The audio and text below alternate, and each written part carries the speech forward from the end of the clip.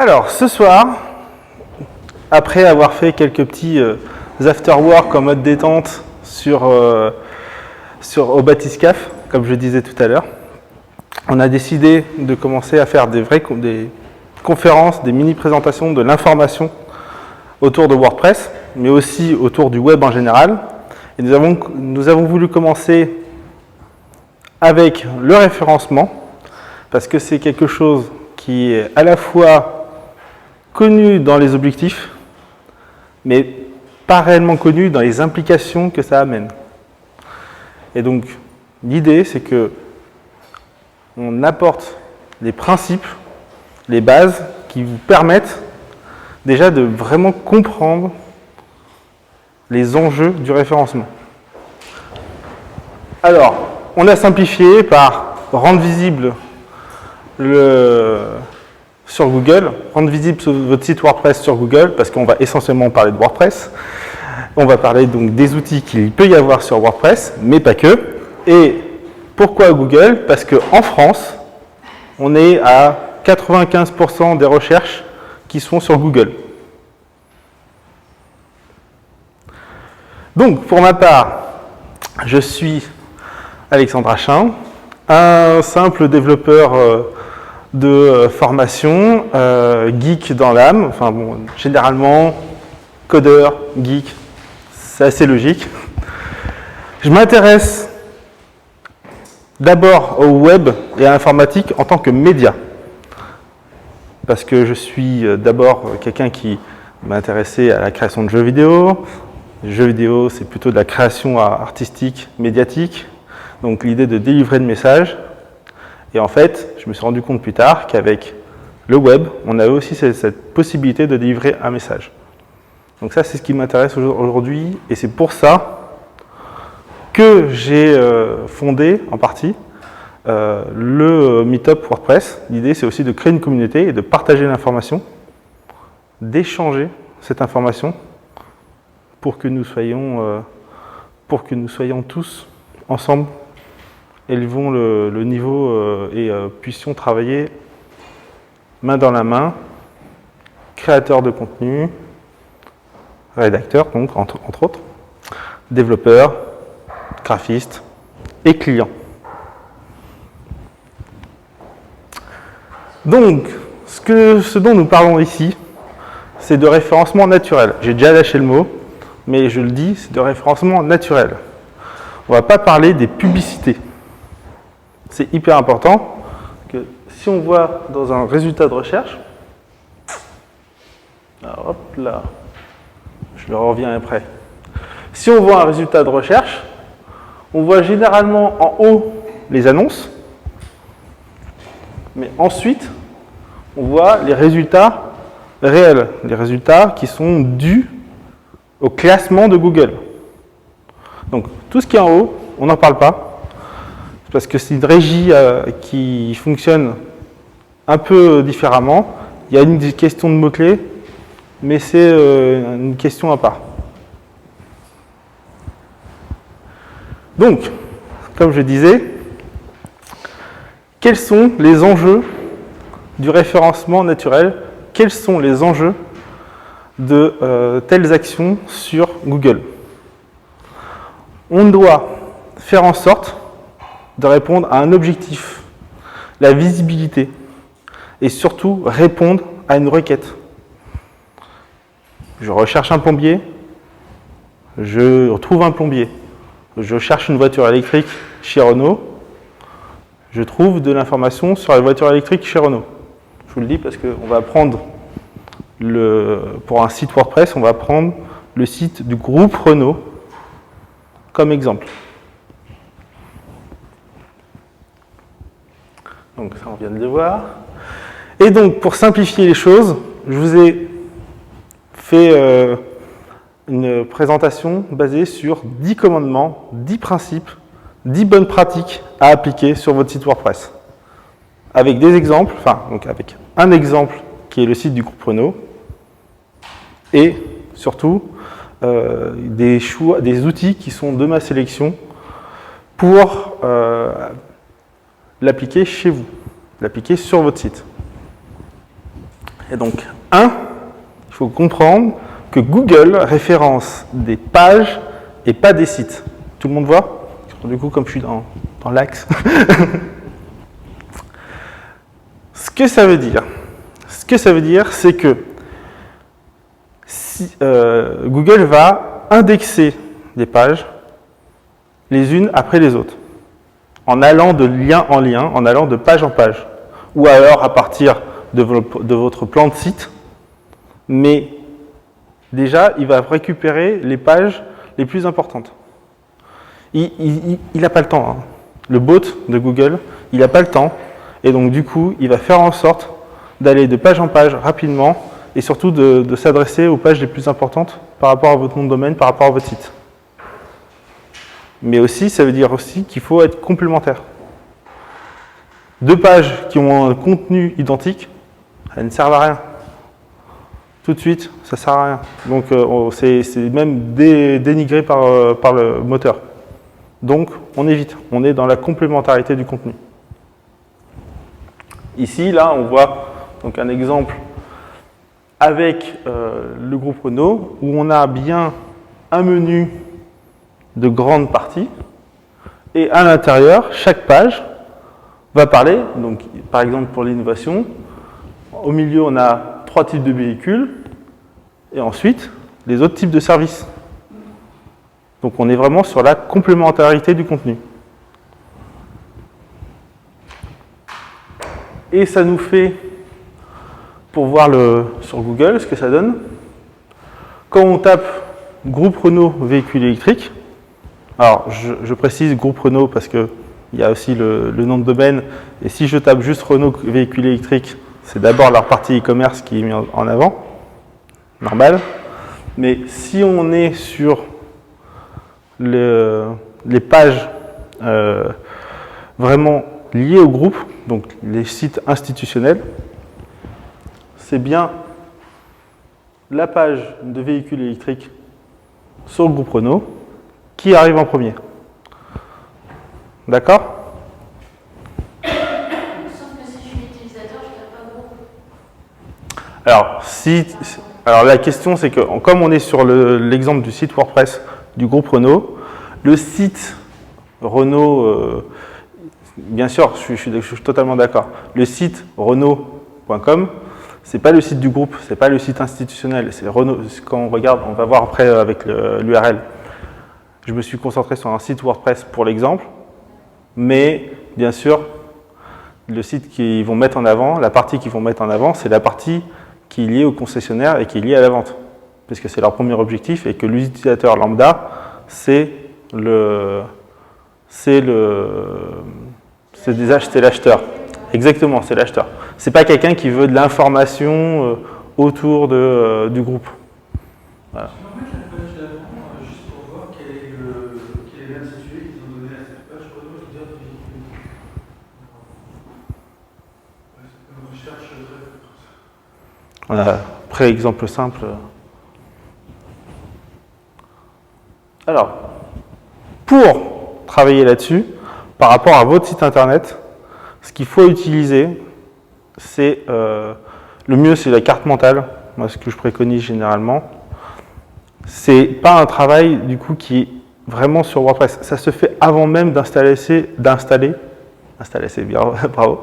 Ça se fait même avant d'installer votre site. C'est vraiment, vous prenez une feuille, un crayon et vous commencez à voir, je fais activité 1, activité 2, activité 3. À l'activité 2, l'activité 3, ça peut se rassembler. Vous voyez? Et on fait un travail du champ sémantique de votre activité. On verra après, mais en pensant aux mots que l'utilisateur utilise, pas les mots trop techniques. Hein. Donc, comme je disais, facile à dire, je sais. Aucune idée de ce que tu as pu dire à la page d'après. Répète, donc dis-moi, pose-moi ta question. Quand tu parles d'arborescence, de carte mentale, c'est par rapport à quoi? La carte mentale, c'est cet outil-là qui permet tu prends tes idées, d'accord? Tu prends les noms de tes activités et tu essayes de les trier ensemble pour former, par exemple, pour ton exemple, c'est la bijouterie. Voilà. Si tu prends, alors je suis pas bijoutier, donc si tu prends l'exemple de faire des bagues, tu prends voilà, tout ce qui concerne les bagues, tout ce qui concerne les colliers, ou alors si tu veux orienter sur la création d'un côté, la réparation ensuite, tu vois, ça va être Vous avez des topics, c'est chaque catégorie. chaque catégorie. Chaque onglet, éventuellement. Chaque onglet éventuellement. Ça va dépendre de la quantité de contenu que tu peux mettre, jusqu'où tu veux aller dans ton référencement. Voilà. C'est un plan, oui, tout à fait. Hein. C'est pour faire un plan. On peut le voir ça comme un arbre, on peut voir ça, mais bon, c'est un sommaire. Oui, tout à fait. Mais voilà, de toute façon, c'est quelque chose qui peut se faire totalement avec un papier et un crayon. Voilà, ou alors des post-it, et après vous sélectionnez les uns après les autres, ça marche très bien aussi. Voilà. C'est mieux? Il n'y a pas de quoi. Donc, l'idée c'est d'avoir des pages vraiment complémentaires et axées sur des catégories, des mots-clés différents. Donc, pour vous, généralement, des activités différentes. Ça peut être pour un site e-commerce, des catégories de produits différents, etc. Ok. Ensuite, on a, deuxième commandement, on va parler du contenu. La première chose qu'il faut penser, c'est à votre contenu. Quand je dis le contenu est roi, c'est vraiment parce que c'est ce que regarde en premier Google. Alors, pour dire ça, on va considérer une chose. J'ai un site qui est très joli, mais qui parle de rien. À quoi ça sert? Ça ne va pas servir à apporter une information. L'idée, c'est vraiment d'apporter l'information qui correspond à la question posée.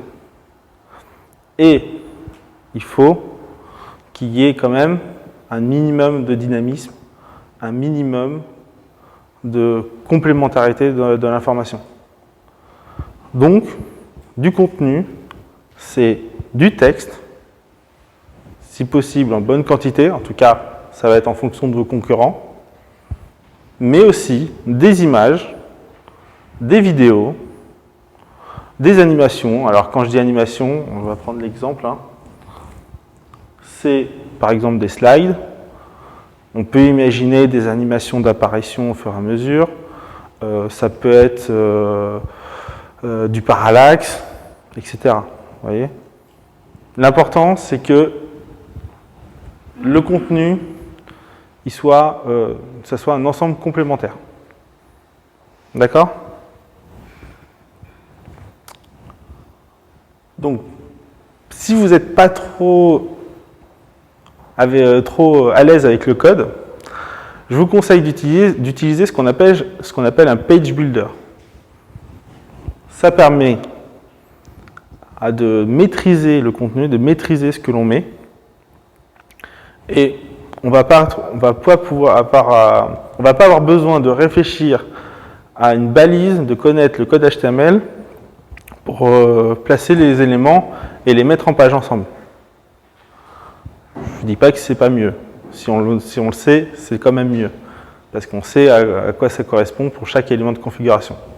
Mais, par exemple, si je veux mettre un titre, j'ai tous les éléments de configuration pour dire quelle est la balise HTML du titre que je veux placer, de quelle couleur il est, de quelle couleur est le fond, est-ce que je veux appliquer une animation dessus, etc.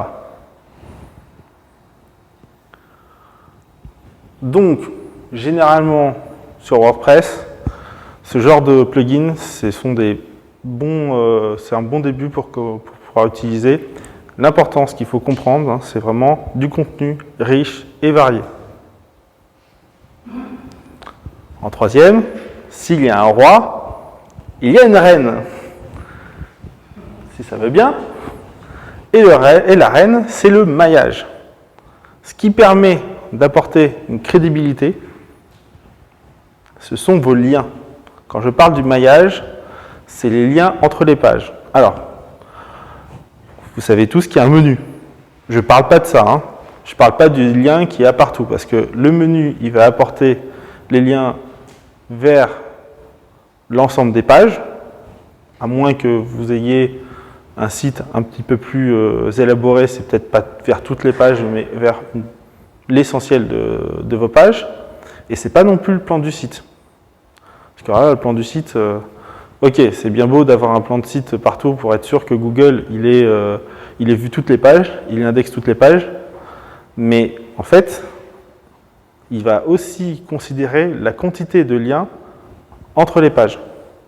Et donc, à l'intérieur de votre contenu, en fonction de ce que vous voulez associer comme sujet, et en fonction des pages que vous considérez comme les plus importantes, vous allez devoir intégrer des liens à l'intérieur du texte. Alors je dis à l'intérieur du texte essentiellement, ou à travers vos images, parce que, en fait, quand je parle de lien, ce n'est pas vraiment d'un lien hypertexte. Voilà, donc là c'est un exemple, un lien dans un bouton, sous forme d'un bouton, donc d'un call to, ce qu'on appelle un call to action. Et c'est vraiment un lien qui va mener vers une page connexe. Donc là, c'est lié à l'environnement. Et on avait vu, c'était un sujet connexe auparavant. Donc, il faut bien penser, quand vous créez vos contenus, à avoir des liens entre les pages, à savoir quelles sont les pages vers lesquelles vos liens se redirigent. Aussi, parce que là j'ai parlé du maillage interne, si vous avez des sites qui sont complémentaires pour revenir sur une information que vous énoncez déjà, c'est aussi bien de mettre un lien extérieur. Ça va apporter de la crédibilité, ça va indiquer que ce lien-là, il est dans le même champ sémantique. Et si vous mettez un lien vers une source qui est, comment dire, qui a du poids, vous allez pouvoir aussi augmenter le niveau de confiance de votre propre site. Voilà. Il y a c'est lié aux notions de PageRank et de TrustRank. Donc c'est des calculs un petit peu mathématiques. Je ne vais pas rentrer en détail, mais c'est ça qui compte. Ensuite, là je deviens carrément un évangéliste. Je vais vous parler de la Sainte Trinité, ou pour les plus geeks d'entre vous, de la Triforce de votre page. Donc ça, c'est un truc que j'ai appris assez tôt. Il y a 3 éléments sur votre page qui sont très importants. C'est le title, donc la meta title de votre page. Vous ne la voyez pas à l'intérieur. Hein. Par contre, vous la voyez sur votre onglet. Deuxièmement, c'est le titre principal à l'intérieur de votre page, qui est normalement une balise H1, pour ceux qui connaissent le HTML. Et en troisième, le permalien. Le permalien, c'est après votre nom de domaine, ce qui continue dans l'URL. Donc, pour revenir sur notre exemple de la voiture électrique, le meta title, vous le voyez à 2 endroits. Je vous ai dit l'onglet. Là, on voit par exemple l'onglet où le meta title est affiché. Alors, c'est en entier sous la souris. Vous voyez Voilà. Donc, vous voyez Renault, donc leader du véhicule électrique en Europe, groupe Renault, ce que tu avais demandé tout à l'heure, Laurent. Ensuite, vous avez le permalien. Donc, le permalien, vous avez bien un groupe.renault.com. Ça, c'est la partie domaine et sous-domaine. On en parlera après. Et la deuxième partie, /innovation/véhicule électrique. C'est ce qu'on appelle souvent le permalien. Et en fait, donc là, c'est bien que ça soit une URL propre de cette manière. Le /index.php ou /index.html, vous évitez. Hein. Ou le .html ou le .php, c'est souvent pas forcément le plus propre. En tout cas avec WordPress. Et l'idée, c'est que là, en plus de ça, ça a été mis dans une catégorie innovation. Et ensuite, une page qui correspond au véhicule électrique. On voit bien, du coup, que dans cet exemple-là, on a le mot-clé principal, véhicule électrique, qui est indiqué dans une catégorie innovation. Pour le meta-title, on retrouve le mot-clé, mais c'est une phrase un petit peu plus élégante. Et le titre H1, alors c'est très proche du permalien, mais c'est une phrase, c'est un mot, c'est pas juste véhicule électrique. C'est un semblant de phrase au minimum. Le véhicule électrique. Et sur le permanent, le fait qu'il y ait la catégorie, ça semble pertinent ou pas? Pour la catégorie, j'ai toujours que le titre en fait qui apparaît. Alors, d'habitude, c'est que le titre. Là, pour eux, ils ont choisi de catégoriser par rapport aux innovations. Donc, oui, ça semble pertinent. L'idée, c'est aussi de pouvoir faire en sorte que le permalien et le titre H1 ne soient pas exactement les mêmes, à mon avis. Tu vois ? En plus de ça, là, ça reste assez proche. Pas en plus de ta question, c'est en plus, ça reste assez proche malgré tout, parce qu'ils ont sans doute fait en sorte de ne pas optimiser de telle manière à ce que ça soit vraiment véhicule électrique à acheter en Europe ou en France, tout simplement parce que, comme on disait tout à l'heure, ce qu'ils mettent en avant en premier, c'est leur site marchand.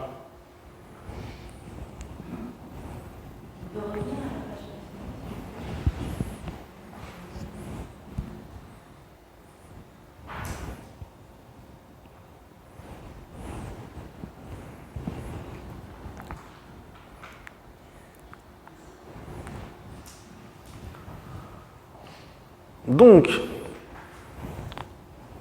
là, je vous parle pour la première fois de Yoast. Yoast SEO, c'est un outil, c'est donc un plugin, une extension de WordPress qui peut vous servir d'outil pour vous aider au référencement. C'est ce que je préconise pour vérifier si votre maillage est correct, par exemple, comme je disais. Utiliser le titre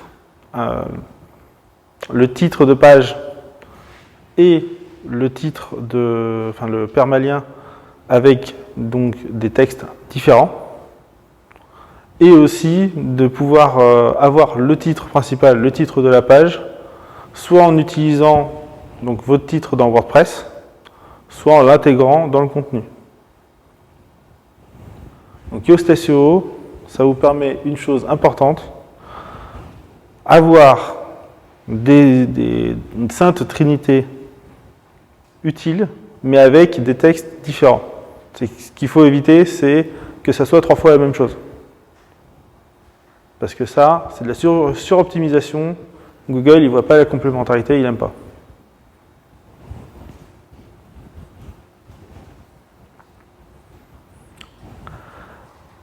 Cinquième point, vos mots-clés, c'est vos pions, c'est vos soldats. Oh, on est un peu dans une partie d'échecs. Hein. Donc, les mots-clés, alors quand je dis mots-clés, il faut pour comprendre que c'est des expressions clés. Un mot seul, ce n'est pas un mot-clé. Enfin, ce n'est pas forcément un mot-clé. Généralement, on parle d'une combinaison de mots. OK ? Qui peut inclure des choses sur l'activité, sur la réponse à une question donnée,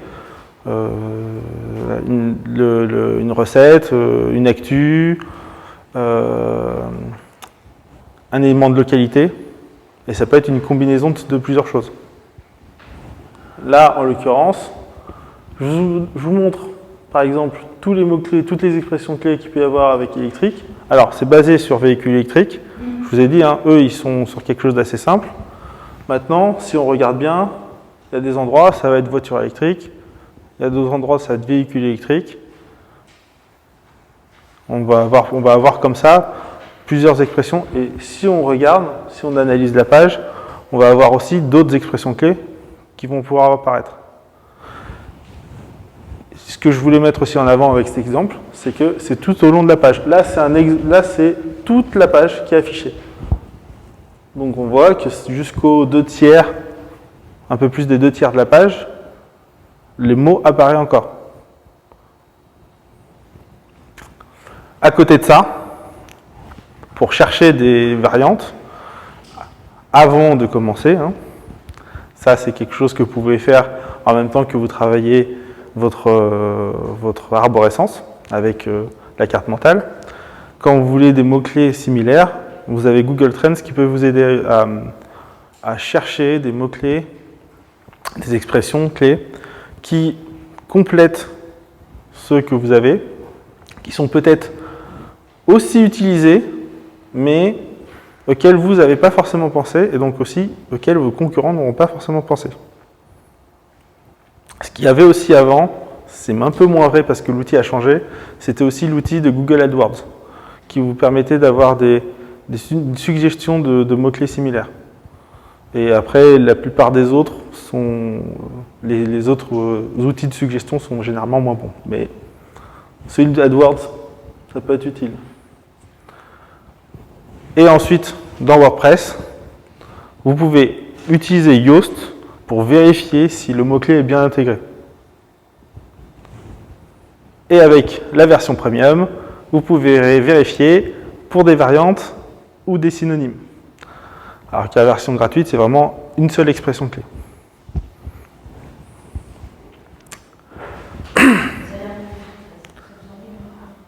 Pardon. Où ça? Ici? Non, précédemment, avant les exemples. Voilà. Pardon, de rien.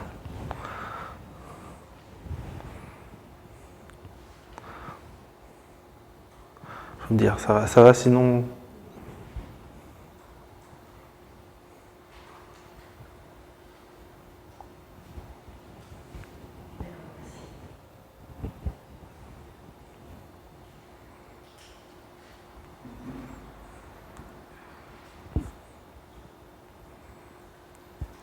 Alors,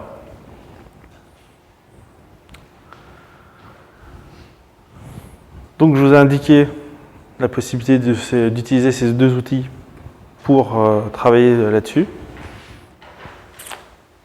Alors, en sixième,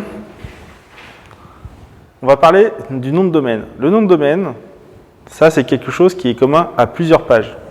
Donc, il faut comprendre que ça va influencer le référencement de chaque page, mais surtout, ça va apporter un élément de réponse complémentaire sur qui vous êtes. Alors, en l'occurrence, on parle là j'étais sur le site du groupe Renault, je reviendrai après. Je reviendrai après, hop là.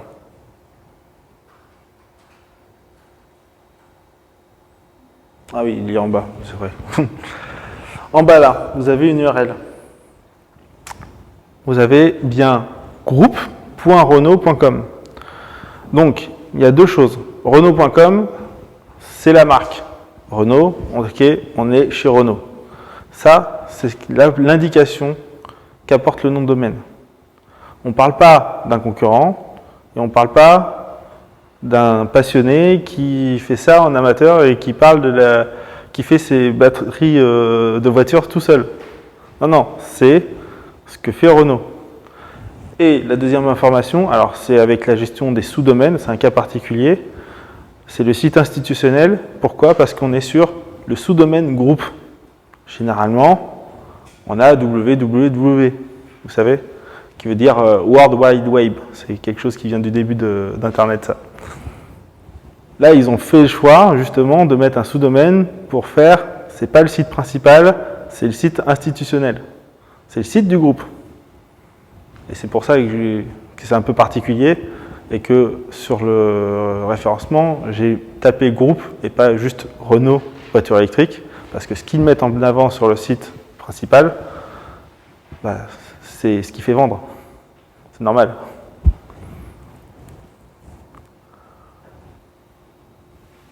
Donc, on a bien compris, hein, c'est associer le référencement, c'est associer l'information à qui vous êtes. Et la deuxième chose, c'est votre page d'accueil, elle n'a que le nom de domaine comme permalien en quelque sorte. Il n'y a pas une suite / quelque chose. Donc, quand on arrive sur groupe.renault.com, on est sur le site du groupe Renault.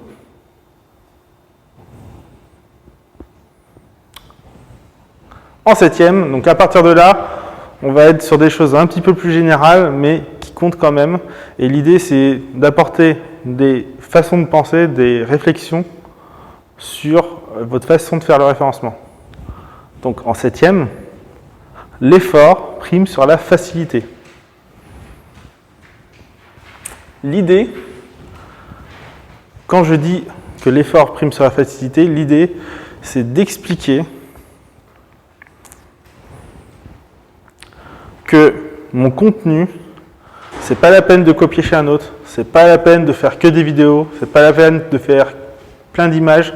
Il faut que je travaille réellement l'originalité, donc même l'unicité de mon contenu. C'est ce que j'avais indiqué auparavant sur le commandement numéro 3.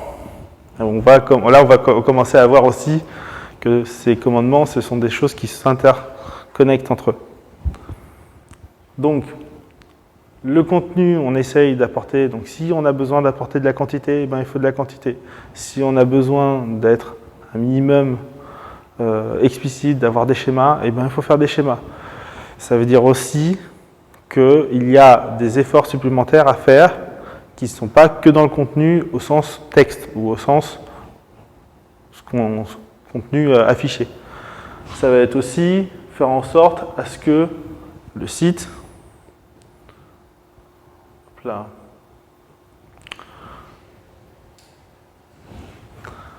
J'allais dire quelque chose, mais c'est dans un commandement suivant. Je spoil un peu. Non, en fait, il faut bien comprendre que l'idée, c'est de se démarquer de ses concurrents, de faire en sorte toujours plus. Quand je disais, pour reprendre un exemple, quand je disais, il ne faut pas 3 fois la même chose pour la Trinité. Il faut que ça soit complémentaire, mais que ça soit avec un mot-clé, peut-être le mot-clé principal, ou des mots-clés essentiels synonymes. C'est pas pour rien. C'est justement parce que si on voit 3 fois la même chose, Google, il a fait, ouais, toi, tu t'es pas, t'as fait le cochon, et en fait, t'as fait le truc facile, c'est bon, c'est de l'automatisme, on évite. Donc il faut vraiment faire des efforts. Là, à chaque fois que vous voyez qu'il y a un effort à faire, vous le faites. En 8e, donc, c'est l'idée que Google ne dévoile pas le code. Qui est professionnel du référencement? Donc 2, 3, non? 2 personnes? Pas plus? Qui connaît un petit peu le référencement? Ah, déjà un peu plus. Donc au moins 5. Bon, pardon. Personne n'a vu le code de chez Google. Non, hein, par contre, ça on ne vous l'a pas dévoilé. Non, il faut savoir que ça va jusqu'à... ils vont jusqu'à broyer les disques durs des serveurs qui sont éteints, enfin qui sont arrêtés. Quand ils sont remplacés, les disques durs ils sont broyés et tout est mis au recyclage. Donc c'est vraiment l'algorithme de Google, c'est son secret de polichinelle. C'est son trésor. Personne n'aura. Donc, ce que l'on fait avec ça, il faut comprendre que ça, c'est on fait des tests, donc là par exemple, on intègre, avec Yoast on peut le faire, on intègre la Google Search Console pour avoir le maximum d'indications par Google sur l'indexation de notre site, sur les erreurs potentielles, sur ce qui veut bien en fait nous dire sur notre site, dans notre cas particulier, de ce qui va et ce qui ne va pas. On va pouvoir aussi aller définir des objectifs, appliquer ces objectifs dans notre contenu, dans notre arborescence, dans notre travail, dans tout notre site internet, tester les résultats, On a aussi Google Analytics qui peut vous aider. Ou il y a Matamo, si vous voulez, une version open source auto-hébergée. Et la plupart des autres moteurs de recherche vont aussi avoir leurs outils. J'en ai pas trop parlé, mais souvent il y a des équivalences. Donc voilà, on est sur, en fait, une démarche, j'ai envie de dire, même scientifique. Hein. C'est vraiment, j'ai un objectif, j'ai une bonne pratique ou un travail pour cet objectif, voire même le résultat d'expérience par rapport à l'expérience passée par rapport à l'objectif que je veux appliquer. J'applique au site, je mesure les résultats et j'applique les mesures correctives. Et évidemment, ça implique d'appliquer les bonnes pratiques que je vous ai indiquées là, qui sont là déjà un peu plus générales et surtout un peu plus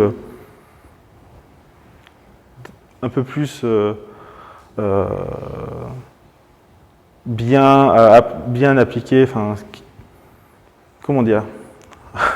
Il manque un mot. Un peu plus reconnu dans le monde du web. Et bien sûr, s'informer sur l'actualité.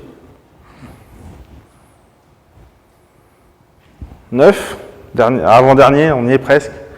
Donc, en avant-dernier, encore une fois, c'est lié fortement à l'effort. Ce que je disais, j'avais commencé à parler de ça pendant l'effort. Il faut d'abord penser à l'humain. L'humain, c'est quoi? C'est pas un robot. On a parlé du robot de Google. Je vous ai indiqué que c'était un robot qui passait de page en page. Mais la personne qui va lire au final, la personne à qui vous voulez vendre ou à qui que vous voulez informer, c'est un humain. La personne qui va être intéressée pour revenir sur votre site internet, si vous êtes basé sur la publicité, c'est un humain. Donc c'est d'abord à lui qu'il faut penser. Le contenu, c'est bien qu'il soit avec plein de mots-clés, qu'il soit riche, qu'il soit dense. Mais si vous êtes sur une page qui est pour vendre votre service, ça doit être utile. On doit appliquer les techniques du storytelling et mettre en place un argumentaire pour vendre. Mais ça, c'est uniquement sur le contenu, parce qu'il y a encore dans les choses autour. Il faut aussi appliquer plein d'autres éléments. Là, par exemple, le site. Donc, on est encore sur la page du véhicule électrique. Une chose toute simple à faire, enfin non, j'allais dire toute simple. C'est quand même un peu plus pour les graphistes, mais je vous ai parlé de Elementor ou WP Bakery qui peut vous aider à faire ça. On peut faire en sorte que le site soit responsive. Aussi autre chose, quand vous voulez compléter votre référencement, on pense souvent au texte alternatif. Donc, quand vous avez une image à charger, il y a souvent, on ajoute un texte dit alternatif, ce qu'on appelle la balise alt, à tort parce que c'est un attribut. Ouais, je sais, ça c'est pour les puristes. Donc, ce que certains appellent la balise alt pour compléter le contenu, mais ce n'est pas pour le référencement. Hein. La balise alt, c'est pour un navigateur pour aveugle ou au cas où l'image ne se charge pas. Et donc, il faut bien penser que là c'est le cas typique. Hein. Si vous voulez d'abord mettre un mot-clé sur la balise alt, mais pas quelque chose qui décrit l'image, vous avez tout faux. Vous ne pensez pas l'humain en premier. Donc du coup, c'est le genre de choses qu'il faut penser. Qu'est-ce que ça implique du coup de faire un site qui fait penser à l'humain en premier? Eh bien, on a souvent quoi? Déjà de base, un site qui répond à son interrogation, à sa question. Et s'il cherche à acheter quelque chose qui lui donne envie d'acheter. La deuxième chose, c'est un contenu responsive, un site responsive. Ça, c'est déjà pris en compte. On ne fait pas deux pages, une page pour le mobile, une page pour l'ordi. Non, non, c'est une seule page avec le même compte qui a du coup un contenu original, mais qui s'adapte à tous les écrans. On a quoi d'autre? La rapidité de chargement. Pour vous aider, il y a encore un outil de Google qui s'appelle PageSpeed. PageSpeed, donc page, speed comme vitesse en anglais. Un site dit accessible. Là, pour ça, il y a des références, des normes spécifiques aux accès, à l'accessibilité, donc liées à la situation de handicap. On peut penser aussi donc, au respect des valeurs. Alors là, je donne l'environnement parce que c'est lié aux vitesses de chargement, mais c'est quelque chose que l'on retrouve dans les normes génériques. Il n'y a pas que ça, hein. On peut imaginer déjà quelque chose qui met en avant vos propres valeurs. Si vous êtes un imprimeur qui est, je ne sais plus comment ça s'appelle, qui répond à la norme RSE, je crois, c'est ça, hein. Donc du coup c'est bien de le mettre en avant et du coup que ça soit appliqué. On peut avoir d'autres choses qui correspondent par rapport à votre activité aussi. Et bien sûr un site qui protège les droits et les données de l'utilisateur. Parce que ça, des choses toutes bêtes, hein. Présence de mentions légales, présence de conditions générales de vente pour un site marchand. Bien sûr, on enregistre les données, on met toutes les références qu'il faut à la RGPD. Les cookies, c'est agaçant, je sais. Hein, le bloqueur, la fenêtre de cookies, c'est agaçant, mais il faut la mettre. Surtout si vous êtes basé sur la publicité avec du contenu éditorial. Les publicités, elles sont là, elles vont être ciblées, il faut le savoir. Donc, protection des données et choix d'utilisateur. Et évidemment, alors ça c'est un plus pour le futur, Google devine le contexte de votre recherche. Ça, c'est un petit peu, voilà, pour penser un peu plus loin à ce qui est déjà fait. Le contenu, c'est vraiment répondre à une question. Comme je disais, c'est différent entre une recette ou le site institutionnel du groupe Renault par rapport au véhicule électrique. Ça va être différent de la page d'achat d'une Zoé. D'accord? Donc on est sur répondre à des besoins différents. Ce qu'il faut comprendre, c'est que le résultat, je l'ai pas mis, on va reprendre en haut. Alors, je vais refaire plus haut.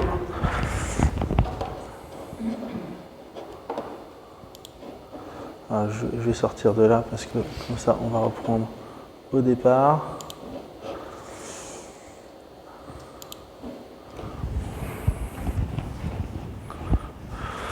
Voilà. Là, quand je tape Renault, quand je prenais l'exemple, on voit bien Renault.fr ici, mais généralement, juste taper Renault, on veut des informations sur le groupe. Qu'est-ce qu'il y a à côté? Une fenêtre pour Wikipédia. Mais Renault, c'est des concessionnaires, ils y sont aussi. Vous comprenez? Et ça, c'est parce que en fonction des statistiques qu'il a pris, en fonction il prend les recherches, il voit quel contexte est le plus recherché. Souvent, quand on tape juste Renault, c'est qu'on cherche à la fois sans doute moitié-moitié, des concessionnaires et des informations sur le groupe. Autre chose, pour prendre un exemple qui n'a rien à voir, l'origine du tiramisu, c'est pas la même chose que la recette du tiramisu. Si vous faites une recherche de l'un et de l'autre, vous verrez que dans recette du tiramisu, vous aurez les fenêtres de plusieurs recettes. L'origine du tiramisu, vous aurez une fenêtre, enfin vous aurez surtout des informations sur de quand ça vient, des sites de blog généralement ou d'informations éditoriales. Pour revenir,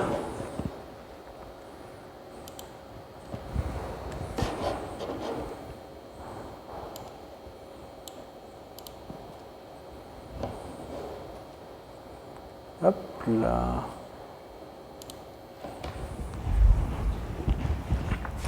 Pour revenir, donc du coup, voilà, le contenu, il faut bien faire un contenu propre. Si, si vous respectez les concepts, les principes précédents, et ce qui peut être intéressant, c'est aussi d'appliquer ce qu'on appelle des microdata en plus dans vos informations. Alors, les microdata, c'est des indications pour Google sur ce qu'est-ce qui est indiqué. Par exemple, vous voulez indiquer votre adresse d'entreprise, vous avez une microdata pour ça. Par contre, ça, c'est du pur HTML. Hein. Clairement, il n'y a pas pour l'instant, il n'y a pas d'outil correct pour faire ça. En cherchant sur les extensions de WordPress, il n'y en a pas de correct, ou du moins d'intégrer à des page builders. Donc, microdata dans le code HTML, ça peut être un vrai plus pour faire des indications supplémentaires. Donc, en conclusion, qu'est-ce qui se passe? Ce que je vous ai indiqué, c'est des principes, des grandes lignes pour optimiser votre site.